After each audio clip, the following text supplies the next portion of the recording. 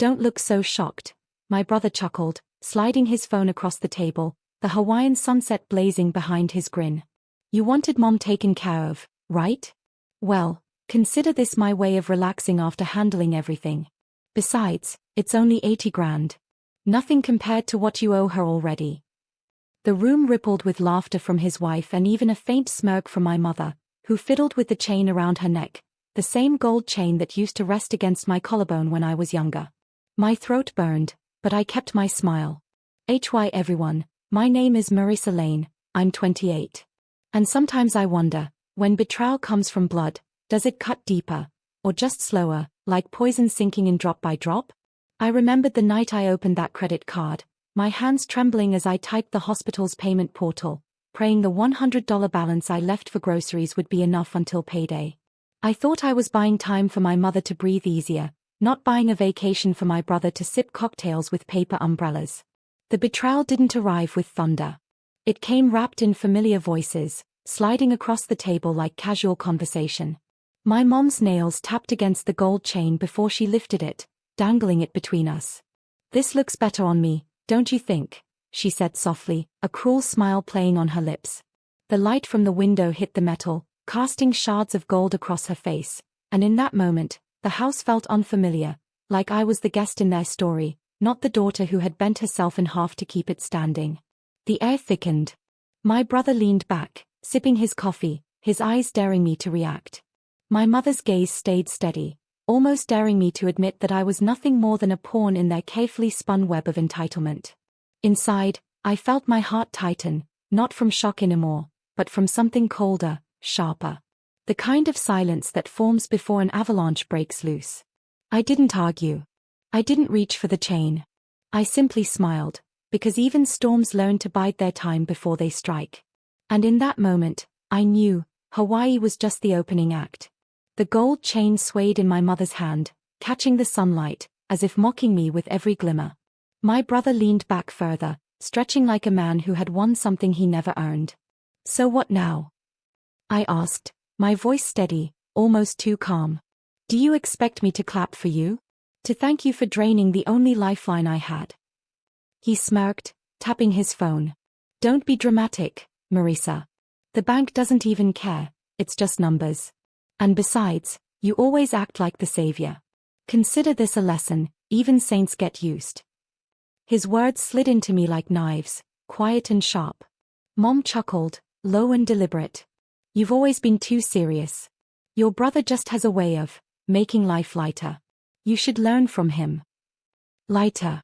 The word rang in my ears.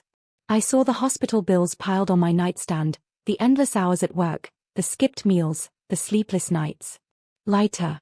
He had stolen not just my money, but my sacrifice, and she had applauded. My chest tightened, but I didn't break.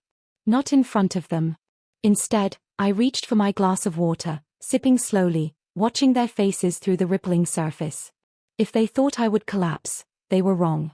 Because in that instant, a thought crystallized in me. They believed they were untouchable. That belief would be the thread I'd pull until their whole fabric unraveled. I smiled faintly, letting silence do the heavy lifting. My brother shifted in his chair, suddenly less comfortable. He thrived on reaction, and I gave him none. I'll pay the bill, I whispered, almost to myself. Every penny. And when I do, you'll both understand what debt really feels like. Their laughter resumed, careless and unbothered. But in the quiet corners of my heart, a storm was forming, one they couldn't see, but one they would never escape. The chain in my mother's hand glittered again. This time, it didn't look like gold. It looked like a noose.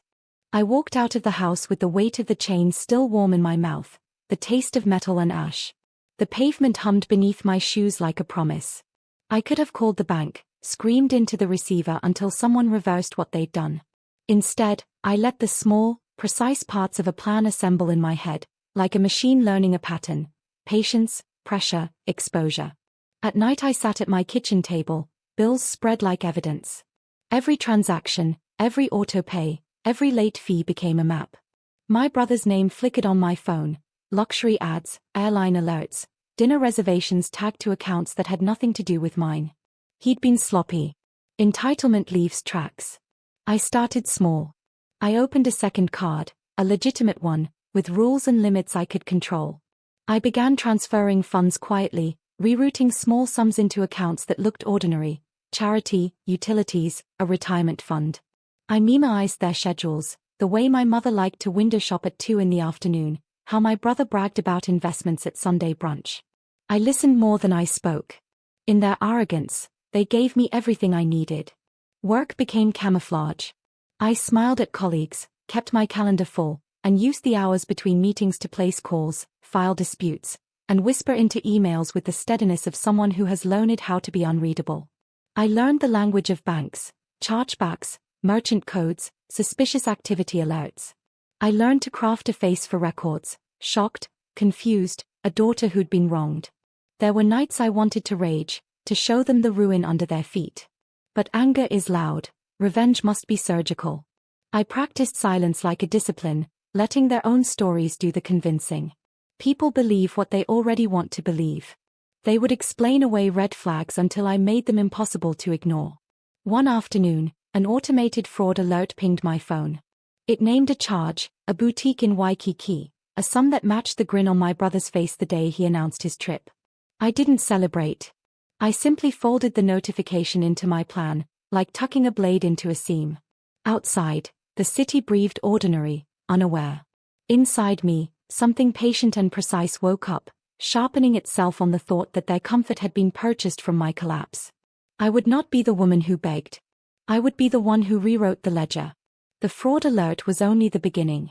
I called the bank, my voice trembling just enough to sound believable. "That's not me," I whispered. The representative reassured me they would investigate immediately, and I could almost hear the gears grinding behind their system. By the time I hung up, I wasn't just Marisa, the daughter who opened a card for her mother's health. I was a documented victim. Paper trails, once my enemy, were now allies. That night, I returned to my mother's house for dinner. The air smelled of rosemary and roasted chicken, but underneath lingered something sour, like betrayal baked into the walls. My brother greeted me with a wide grin, sunglasses still hanging from his collar, as if Hawaii clung to him like perfume. "Hope you're not still sulking," he teased, carving meat with the careless confidence of a man who thought the world was his buffet. I smiled thinly. "Not at all. I actually wanted to thank you." His brow arched, curious. Mom glanced between us, her gold chain glittering in the light. "You've shown me how to play the game," I said softly, pouring myself water. "And I'm a quick learner." The silence that followed was delicate, like glass waiting to shatter. My brother scoffed, shaking his head, but I saw the flicker of unease in his eyes. He thrived on dominance, not uncertainty. As they laughed and ate, I studied them the way a hunter studies prey, the rhythm of their chewing, the interruptions in their speech, the way my brother boasted about smart investments that I knew were funded by fraud. I let the details soak in, weaving them into the net I was quietly casting. By the end of the meal, I slipped a small envelope under my chair. Inside was a copy of the fraud alert, folded neatly. I wanted it to sit there like a ghost, proof that their world wasn't as invincible as they believed. When I left, I didn't look back. The night air was cool, sharp, and alive with promise. Every empire begins to crumble with the smallest crack. And tonight, I had placed mine. The first crack came faster than I expected. 2 days later, my brother called me, voice lower than usual, urgency leaking through every syllable. "Did you touch my account?" he snapped. I let silence stretch, long enough for him to squirm. "Why would I?" I finally said, steady, calm. "You're the one who brags about managing money like a genius." He cursed under his breath. I heard papers rustling, then the click of a lighter. He smoked when he panicked. That evening, I checked my email, a forwarded notice from the bank, suspicious transactions, further review pending. I smiled. The cracks weren't just forming, they were widening. At Sunday dinner, the tension was palpable. Mom tried to maintain her cheerful facade, piling food onto plates, but her eyes flicked nervously toward my brother every few minutes. He was quieter now, distracted, scrolling his phone, jaw clenched. "Everything all right?" I asked, tilting my head. He shot me a look. "Fine." But fine was a lie. His shoulders were tight, his laughter hollow. Mom reached over, squeezing his arm, her chain glinting under the lights like it was part of the performance. I leaned back, watching. Silence had become my weapon. The less I said, the more their paranoia grew. Every ding of a notification, every unrecognized number on his screen, pushed him further toward unraveling. Later that night, I parked outside his house, engine off, lights dimmed. Through the window I saw him pacing, phone pressed to his ear, his gestures sharp and frantic. Papers were scattered across his desk, receipts, bank letters, and the remnants of his easy confidence. I didn't need to hear the words to know what was happening. The world he built on my sacrifice was collapsing under its own weight. And as I sat in the darkness, watching his silhouette stumble through a storm of his own making, I realized the sweetest revenge wasn't fire, it was erosion. Slow, steady, undeniable. The kind that leaves them awake at night, wondering not if, but when the final collapse will come. And I had just begun. The collapse spilled into my mother's world with the subtlety of a tremor before an earthquake. I walked into her kitchen one morning to find her pacing, phone clutched tight, her voice sharp and clipped. Yes, I understand, but the account is mine. It's my chain, my savings, my right. She stopped when she saw me, eyes narrowing as if I had materialized from smoke. She ended the call with a jab of her finger. The gold chain around her neck no longer looked like triumph. It looked heavy, dragging at her collarbones. Something wrong? I asked sweetly, pouring myself coffee. Her lips pressed thin. Your brother's situation is temporary. The bank froze a few things, but it will pass. I sipped, letting the steam blur my view of her. Funny, I murmured, how quickly banks lose trust once patterns look suspicious. They don't forgive easily. Her glare could have cut glass. Yet behind it, I saw fear, a glimmer she couldn't mask. She knew, even if she'd never admit it, that she'd tied herself to his recklessness. By the following week, whispers spread. Neighbors mentioned odd visits from bank officers. One of Mom's church friends stopped by my desk at work, voice low. Is everything all right at home? Your mother seemed distressed. I only smiled. We're learning lessons the hard way. At night, my brother's frantic texts lit up my phone. Loan denied. Need a favor. Just a temporary transfer. You owe me for Mom. I didn't reply. Instead, I forwarded the messages to my own secure folder, evidence layering like sediment. One evening, I visited again. The dining room was dim, the food untouched. My brother's face was gray with exhaustion, his hands shaking. Mom sat rigid, her chain absent, neckline bare. The silence was thick. I broke it with one line, soft but sharp. Do you see now what debt feels like when it's not your own? Neither answered. The weight of their silence was louder than any scream. And in that stillness, I realized, revenge was no longer a plan. It was happening, right in front of me. The unraveling peaked on a Thursday morning, when I received a call not from the bank, but from a lawyer. His tone was clipped, professional, almost bored as he explained, "We've discovered your signature on documents tied to your brother's accounts. We'll need to verify whether it's authentic." I let out a small laugh, soft but steady.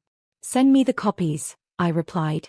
My heart pounded, but not from fear, because I knew exactly what I'd find. That evening, I spread the papers across my kitchen table. My signature danced in black ink, neat forgeries that looked convincing enough to an untrained eye. My brother's arrogance had gone too far. He dragged me deeper, thinking I'd drown quietly.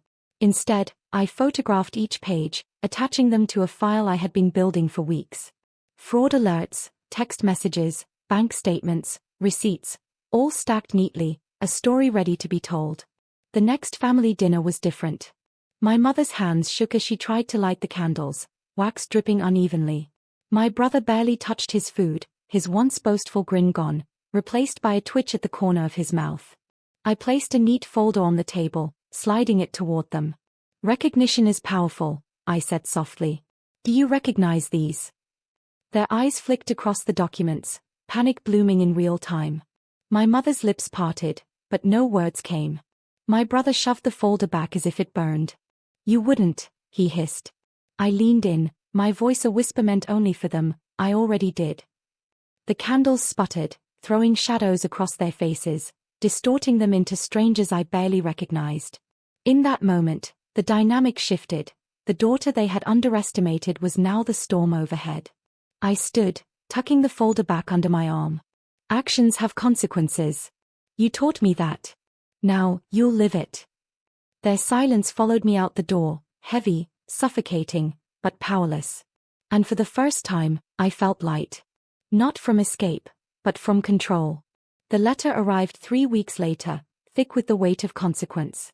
I didn't have to open it to know what it contained. Summons, investigations, the first legal ripple of the storm I'd set in motion. I sat at my window as dawn slid across the city, the envelope in my lap, coffee cooling untouched beside me. Outside, the world moved as always, cars honking, children heading to school, shopkeepers pulling up shutters. Inside, everything had shifted. My phone buzzed. My mother's name glowed across the screen. For a moment, I thought of answering. Of hearing her voice plead, maybe soften, maybe even apologize. But then I remembered the chain in her hand, the smirk that told me my worth had been traded for her jewelry. I let it ring until silence returned. By noon, news had spread. Accounts frozen, investigations opened, whispers of fraud echoing through the neighborhood like wildfire. My brother's bravado was gone, stripped to a husk of frantic calls and unanswered texts. My mother, once the proud matriarch, now avoided every eye, every question. And me? I walked through it all untouched. My name, carefully safeguarded, emerged clean. Every document, every alert, every whisper pointed not to me but to the empire they'd built on deceit. One evening, I stood outside their house, the curtains drawn, the silence inside thick with collapse. For years, I had carried their weight, paid their debts, swallowed their mockery. Now, it was theirs to carry, alone.